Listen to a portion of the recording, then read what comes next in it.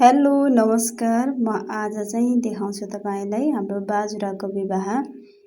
यति बेला चाहिँ हाम्रो दाइले भाउजू लिएर आउनु भएको छ र उहाँहरूलाई हामीले स्वागत गर्दैछौँ। यसरी चाहिँ हाम्रो बाजा गाजा अनि हुड्क्यौली पनि हुन्छ हाम्रोतिर।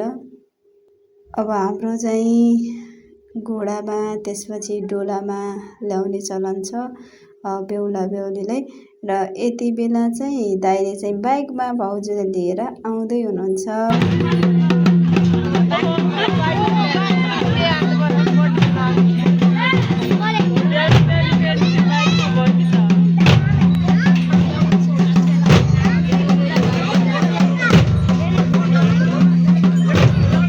परिवर्तित छ हैन, पहिला चाहिँ घोडामा ल्याउँथे, अहिले चाहिँ बाइकमा पुरै है, बेहुला बेहुली बाइकमा सवार। अनि हाम्रोतिरको चलन हाम्रो चाहिँ रमाइलो गर्ने यसरी आटो फाल्ने पानी फाल्ने त्यसपछि रङ त त्यति साह्रो फाल्दैनन्। अब एकछिनपछि यहाँ चाहिँ हुड्के नाच्ने त्यसपछि दमाहा बजाउने सबै जति पनि अब दिदीबहिनीहरू हुनुहुन्छ उहाँहरूले चाहिँ यहाँ चाहिँ हाम्रो भात बाग्रो भन्छन् जो चाहिँ आधी बाटो घरको अगाडि चाहिँ माला लगाउने पैसाको माला लगाउने जाँदाखेरि चाहिँ अक्षता फुलमाला लगाइदिन्छन् भने बेहुली लिन जाँदा बेहुली लिएर आइसकेपछि चाहिँ अब यसरी पैसाको चाहिँ माला बनाएर चाहिँ लगाउने चलन छ हाम्रो। अब दिदीबहिनीहरूले पैसाको माला लगाउने चाहिँ सुरु हुन्छ।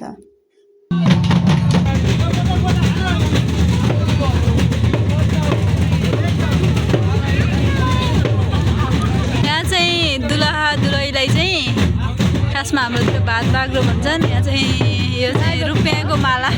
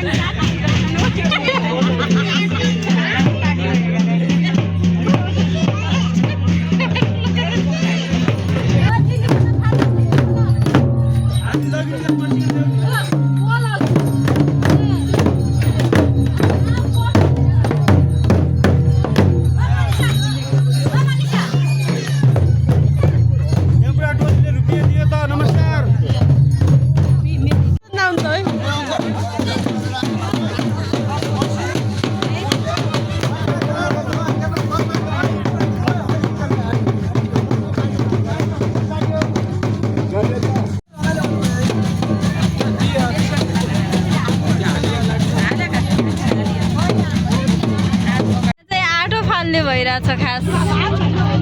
अब विवाहमा चाहिँ हाम्रो मताने चलन चाहिँ यस्तो हुन्छ, रङभन्दा पनि हाम्रो धेरै आटो चल्छ। आटो भनेको जौको धुलो है।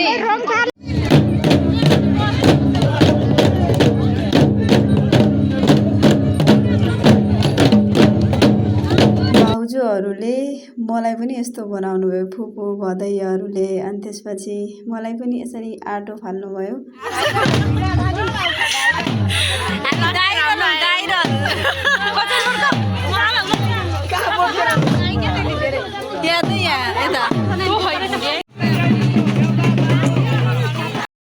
अब चाहिँ बेहुला बेहुली टिका लगाउँदै हुनुहुन्छ। एक साइडतिर चाहिँ अब एकातिर चाहिँ यहाँ सबैको पानी छर्केर त्यसपछि धुलो अनि रङ फालेर चाहिँ यहाँ रमाइलो भइरहेछ। सबैजना चाहिँ एक आपसमा रमाइलो गरिराख्नु भएको छ। विवाहमा चाहिँ यसरी हामी चाहिँ रमाइलो गर्छौँ।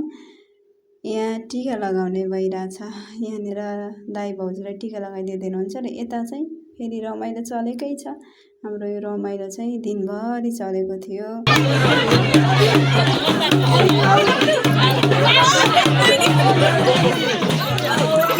यहाँ चाहिँ नन्द भाउजू देवर भाउजू त्यसपछि फुपू भदै जो कोही भए पनि एक आपसमा चाहिँ यसरी रमाइलो गर्छौँ।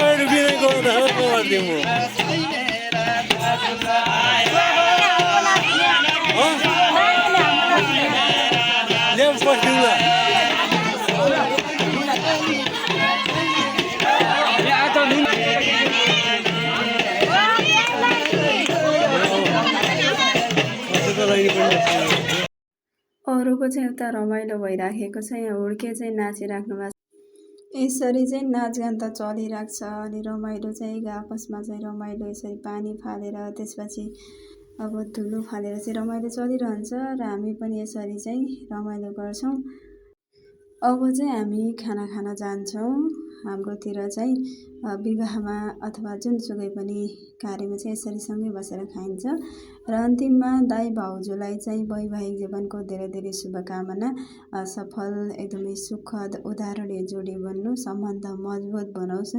एकदमै तपाईँहरूलाई चाहिँ धेरै धेरै बधाई छ र सँगसँगै आजको भिडियोबाट हामी छुट्टिन्छौँ। यो भिडियो हेर्नुभयो, लाइक कमेन्ट सेयर गर्नुहोला। धन्यवाद।